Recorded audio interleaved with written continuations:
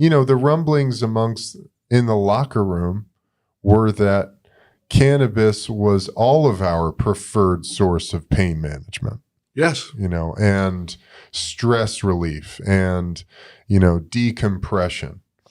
And so that really continued, through my college career. I used it sparingly. I was very smart about it. Never wanted to get drug tested and test positive for cannabis just because as a team leader, I couldn't bear the thought of coaches labeling me a stoner. Yeah, they're the druggie. There's the druggie. Yeah. Gotcha. And so that carried its way through until my NFL career.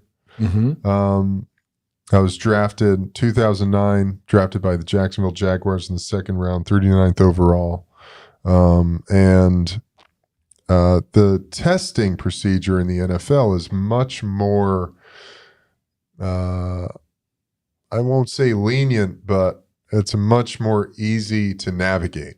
Mm-hmm. Performance-enhancing drugs are tested for throughout the year at random. They can do it anytime. However, the SOA, or substance of abuse test, is an annual test, which is what cannabis is listed under. Yes. And you have a general idea of when that test is going to happen. Sometime between when you report to your team in April and about the first week of training camp and at the end of July, early August. So you have a general idea of when that test is going to happen. So, you back up about a month and a half before that, try your best to stay as clean as you can, right? Exactly. And losing the opportunity to relieve yourself of pain, though. Yes. That's tough, okay? Yep.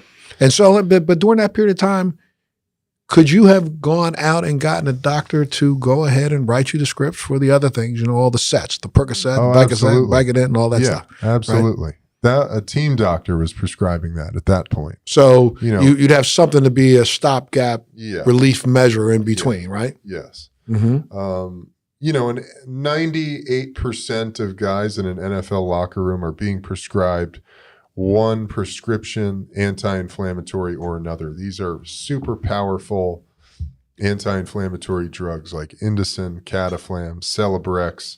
These things wreak havoc on your digestive system, on your liver and kidneys. And just about every guy in the locker room is taking these on a daily basis. Mm-hmm. I was using Cataflam and Indocin. Indocin is something you have to eat when you take it, or else it will cause stomach bleeding and ulcers, and there's all kinds of issues that come with Indocin. Mm-hmm. And these other drugs as well. I mean, a lot of them, Vioxx, Celebrex, have been taken